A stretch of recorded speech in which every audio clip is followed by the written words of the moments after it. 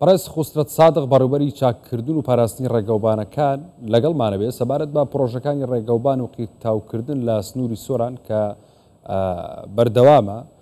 کاک خوسترە سوپاس بۆ ئامادەبوونی بەڕێستان. هۆکاری بەردەوامی حکوومەت لە پرۆژەکانی ڕێگەوبان بە تایبەتی لە کابینەی نوێم چییە؟ زۆر سوپاستان دەکەم بۆ ئەم دەرفەتە.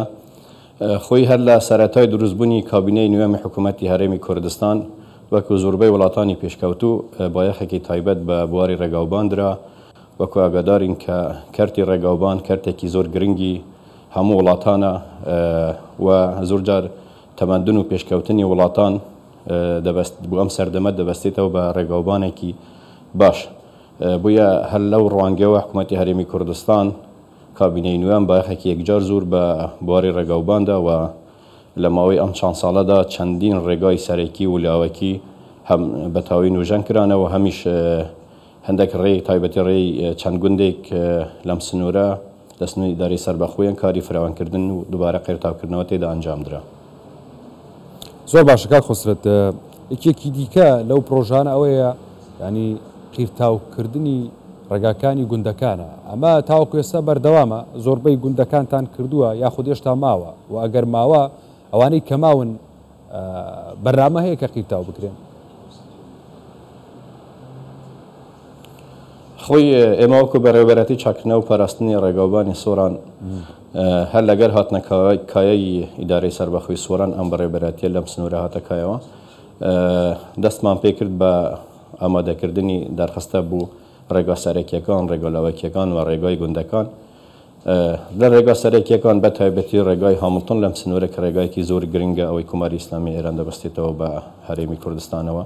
کارێکی یەکجار زۆر باش لەسەر ئەم ڕێگایە کرا، هەم لەوەی کە بەشێکی دووسایت کرا لە نێوان خەلیفان بۆ سپیلێک و بەشێکی تر لە دیزاینە لە چومان بۆ حاجی عومەران ئەویش لە ماوەیەکی نزیکدا دەست بە دروستکردنی دووسایدیەکی نوێ دەکرێت لەوێ.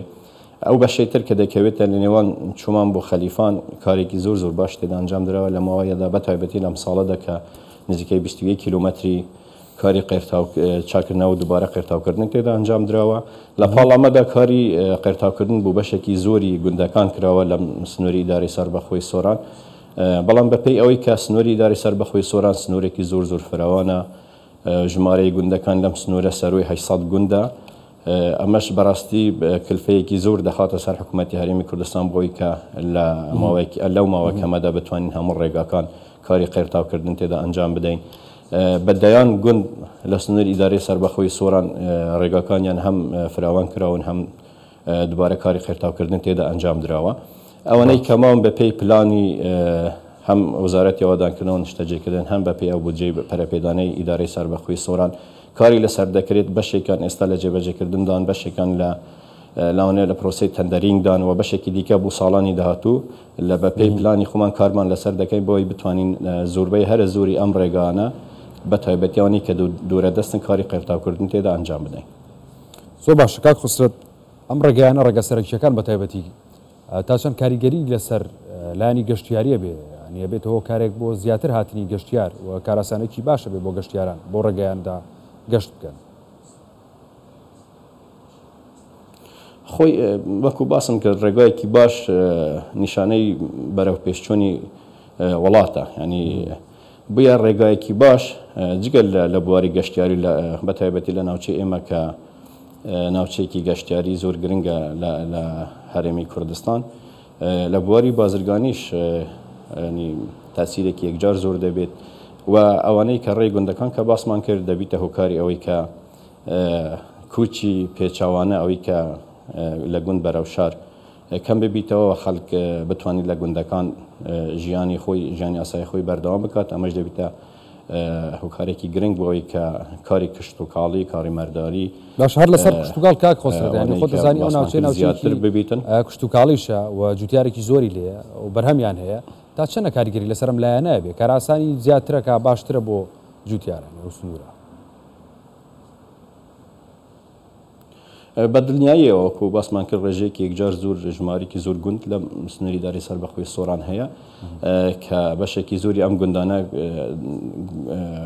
ئەو شوێنی نیشتەجێبوونی ئەو گوندانە شاخاوین و گونجاوم بوو کاری کشتۆکاڵی و کاری مەرداریش بووە تاسیرێکی زۆر باشی دەبیت بۆ ئەوەی کە هاوڵاتیانی ئێمە گوندنشینە خۆشەویستەکانی ئێمە بتوانن لە گوندەکانیان بمینەوە و بەردەوام بن لەسەر ژیانی گوند و لەسەر زیادکردنی بەرهەمی کشتۆکاڵی.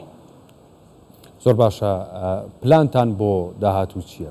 بەردەوام ببن لە چاکردنی ڕێگاوبانەکان هەتاوەکو سنووری ئێوە ینی سنووری چاکردنی ڕێگاوبانەکانتان تاکەیە و تاکوێیە؟ خۆی سنووری چاکردنەوەی ڕێگاوبانەکان ئەوەی کە پەیوەندی بە بەڕێوەبەرەتی ئێمە هەیە سنووری ئیدارەی سەربەخۆی سۆرانە کە 6 قەزا دەگرێتەوە بەڵێ بە دڵنیاییەوە خۆی کاری چاکردنەوە لە هەموو بوارێکدا بە تایبەتی لە ڕێگاوباندا کارێکی بەردەوامە و بەردەوامیش پێ دەدەین و پلانی ساڵانەمان هەیە لەسەر گوتم بودجەکانی ئیدارەی سەربەخۆی سۆران یان ئەو بودجانەی بە تایبەتی لە وەزارەتی ئەوەدانکردنەوە بەپێی ئەو پشکانەی کە دادەنرێت بوو هەموو ناوچەکانی هەرێمی کوردستان بە دڵنیاییوە بەردەوامین و لە داهاتووشدا بەردەوام دەبین و لە ماوەی چەند ساڵی دادێتدا ئەوەنە ئیدارەی سەربەخۆی سووران بە حکمی ئەوەی کە نزیکەی 3 ساڵە بوویتە ئیدارەی سەربەخۆ جارێکی کەش باسمان کرد تا 5-6 ساڵی دیکە نەتیجەی بوون بە ئیدارە و بە دروستبوونی ئەو بەڕێوەبەرەتی خزمەتگوزارانەی کە لە سنووری ئیدارەی سەربەخۆی سۆران هەیە زۆر باشتر بە دیار دەکەیت و من دڵنیامە تا چەند ساڵێکی دیکە بەشی هەرە زۆری ئەم ڕێگانەی لەو سنوورە هەن تایبەتی ڕێگای گوندەکان قێرتاو دەکرێن. باشە بەدەمەوهاتنی حکوومەت ڕۆلی حکوومەت لە بەدەمەوەهاتن بۆ چارەسەرکردنی کێشەی ڕێگەوبانەکان بۆ سۆران چۆنە ڕەسەیگەن؟ زۆر لە بیداتیش باسمان کرد گوتمان لە کابینەی نوێم باخێکی جار زۆر بە تۆڕی ڕێگاوبانەکاندایە بە تایبەتی ئەمە کە لە سنووری ئیدارەی سەربەخۆی سۆران نیشتەجێ ئەم سنوورەینە و ڕۆژانە دەبینین کە بەدەیان پرۆژەی ڕێگاوبان ئێستا لەم سنوورە واجێبەجێ دەکرێت هەر ئەم کاتێک کە من قسەی تێدا دەکەم بەڕێوەبەرەتی ئێمە لە ڕێگای چەندین تیمەوە لە چەندین پرۆژەی تری کە لە ڕێگای بەلەندەرەکانەوە ئێستا کاری چاکردنەوە و قرتاکردنەوەی ڕێگاوبانەکانی ئەم سنوورەوە ئەنجام دەدەین و بە دڵنیاییەوە بەردەوامیش دەبین. بەڕێز خۆسرت سادق بەڕێوەبەری چاکردن و پاراستنی ڕێگەوبانەکانی سۆران سوپاس بە ئامادەبوونی بەڕێستان. بەخێر بێن کاک خۆسرت.